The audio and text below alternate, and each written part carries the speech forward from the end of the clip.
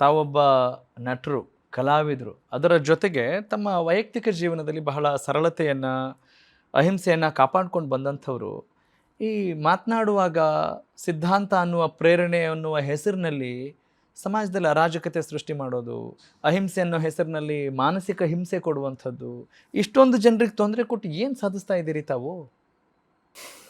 ತೊಂದರೆ ಕೊಡೋದು ನನ್ನ ಉದ್ದೇಶ ಅಲ್ಲ.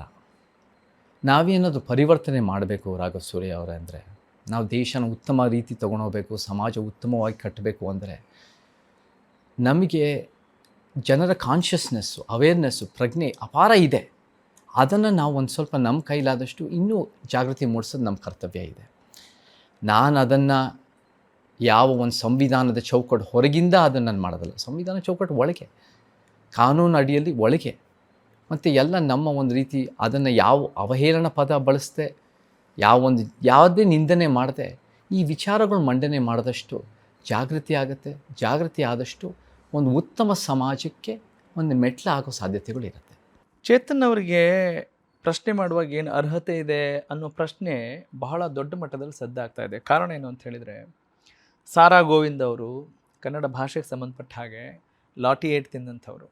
ಜಯಮಾಲಾ ಅವರು ಎಷ್ಟು ಸವಾಲುಗಳನ್ನು ಎದುರಿಸಿ ಸಮಾಜದಲ್ಲಿ ಒಂದು ಒಳ್ಳೆಯ ಸ್ಥಾನವನ್ನು ಅಲಂಕರಿಸಿದಂಥವ್ರು. ನೀವು ಅವರ ಹಿರಿತನ, ಅವರ ಸಾಧನೆ, ಅವರ ಸವಾಲುಗಳನ್ನು ಗಮನಿಸದೆ, ಅದಕ್ಕೆ ಗೌರವ ಕೊಡದೆ ನೀವು ಸುಮ್ಮನೆ ಬೇಕಾಬಿಟ್ಟಿಯಾಗಿ ಅವರನ್ನು ಟೀಕೆ ಮಾಡೋದ್ರಿಂದ ಏನು ಲಾಭ ಆಗ್ತಾ ಇದೆ? ಒಂದು ಕಡೆ ಅಹಿಂಸೆ ಅಂತೀರಿ, ಚಳವಳಿ ಅಂತೀರಿ, ಸಿದ್ಧಾಂತ ಅಂತೀರಿ, ಮತ್ತೊಂದು ಕಡೆ ಅದಕ್ಕೆ ವೈರುಧ್ಯತೆಯಾಗಿ ಕಿಡಿ ಹೊಚ್ಚೋ ಕೆಲಸ ಮಾಡ್ತಾ ಇದ್ದೀರಿ.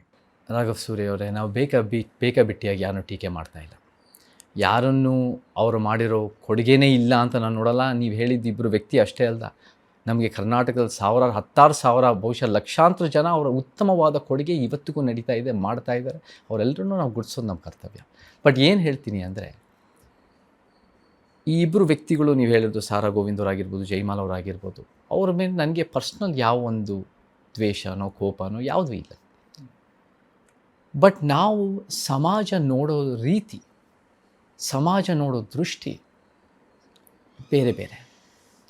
It's a question of ideas, it's a question of ideologies. ಇದು ವ್ಯಕ್ತಿಗಳ ನಡುವೆ ಸಂಘರ್ಷ ಅಲ್ಲ, ವಿಚಾರಗಳ ನಡುವೆ ಸಂಘರ್ಷ. ಪ್ರಜಾಪ್ರಭುತ್ವ ಅಂದ್ರೇ ರಾಘವ್ ಸೂರ್ಯ ಅವರೇ, ಅದು it's a ideological battle, non violent, ಅಹಿಂಸಾತ್ಮಕವಾದ ಯುದ್ಧ ನಡೀತಾ ಇದೆ.